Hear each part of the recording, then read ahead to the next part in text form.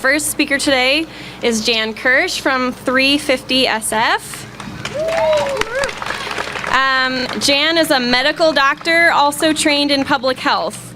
She's the coordinator of the 350 Bay Area Speakers Bureau, a member of the Bay Area chapter of the Climate Reality Project, and speaker for Physicians for Social Responsibility.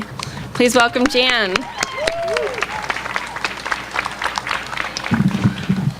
Thank you all for coming out. Can you hear me? And because I talk too much, please feel free when I'm getting close to my time to throw something right at me. Okay. I, as she said, am a physician trained in public health. And I'm going to talk in a medical paradigm. So if you happen to be walking around in a hospital and somebody, hang on a second. Sorry. And somebody, you hear the operator overhead call code, that means there's an emergency. If they say code red, that means there's a fire. We are here to call code red California. Red for a golden state that is far too often ablaze in massive fires, including firestorms, and way too often awash in unprecedented flooding. We want no more of it. And here is the issue, climate change. It was said. Now, I tend not to use the word climate change because it kind of sounds, although I'm not putting anybody down, use any words you can, use them. But I will tell you that climate change sounds like something normal, like menopause. It's supposed to happen. And this is not natural.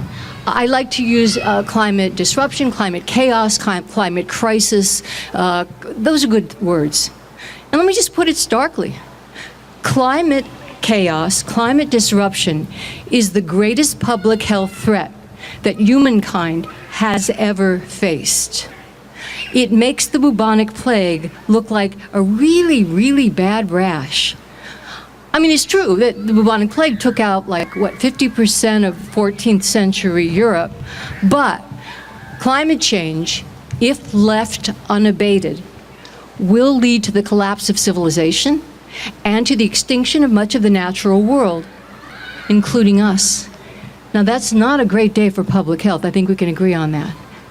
But I would not be here today. I'd be at home, like, getting that last stash of Oreos out and watching the freaking royal wedding or something. I would be doing that if I did not think that there was a chance that we can make it.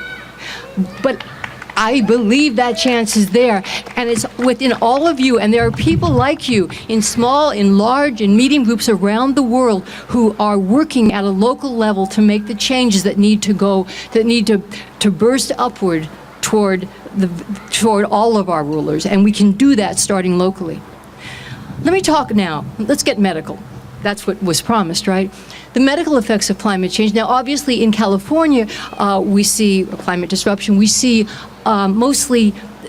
the drought-related, so lots of evaporation from the soil, drought-related fires. We also see floods, and they can often happen near the same place at the same time. The Oroville Dam, remember when that thing almost burst open? 200,000 people got evacuated. 6 months later, February 2017, 6 months later, August of 2017, you get in Oroville a huge fire that takes down, like, Victorians, which by definition are like more than 110 years old. So yes, it does sound biblical, fires, floods, but these are not acts of God, okay? These are acts of certain types of humans. And when you hear it reported, and I hate it, I go wild, when you hear it reported on the news as being, oh, well, it's a natural disaster. No, it's highly unnatural. And you'll hear that in corporate media, though, all the time. And by corporate media, I also mean the petroleum broadcasting, public broadcasting system. I always make that mistake. So I just want you to understand. Now, what happens medically when you have a fire? And obviously, there are heat effects that we get, and there are local effects, and you're going to hear more about those. But the people who are closest in can suffer severe burns and even succumb to burns, to injuries from falling structures. They can be inhaling the heat and the other very, very serious pollutants besides the ones I'm going to talk about, and thereby basically fry their lungs. So there are a lot of things. And then there's I think you'll hear some talk about this in a speaker to come up. There's psychological trauma.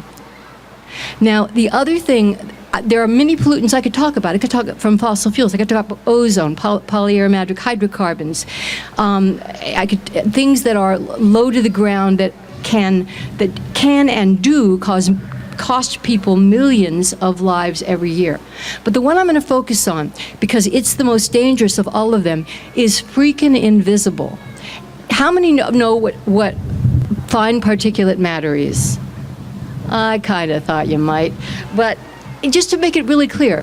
So we're talking about tiny particles, and these are when anything gets burned, whether it's forests, whether it's other kinds of structures, that get lofted into the air. And of course, the local people are involved. But even if you didn't care about people, say, in Northern California, more northerly California, and you thought those Sonomites were like, to heck with them. I did use the correct consonant, right? Okay.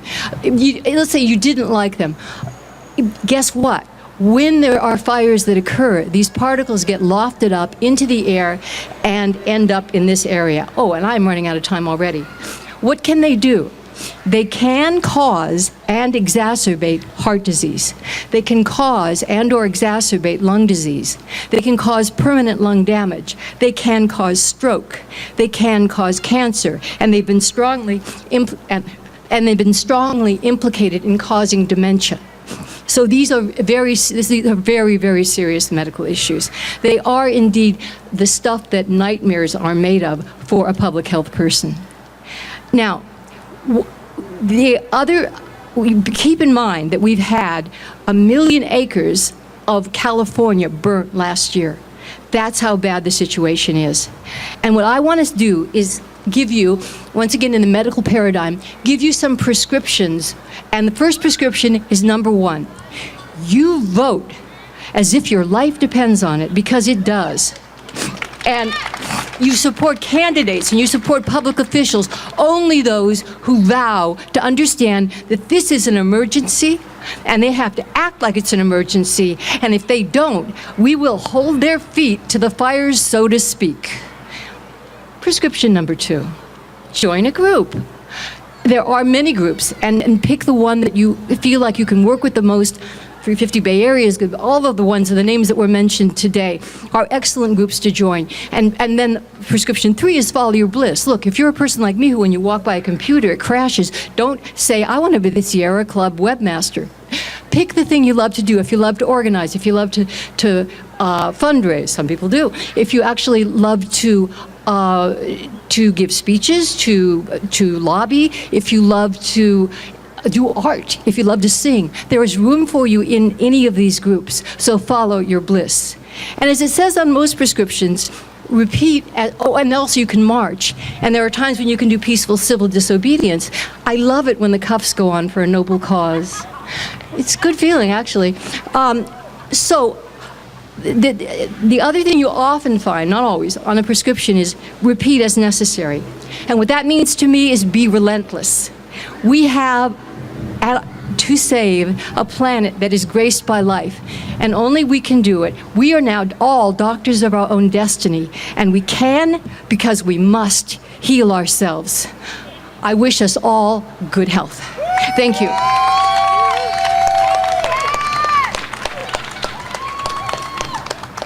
Thank you so much, Jan.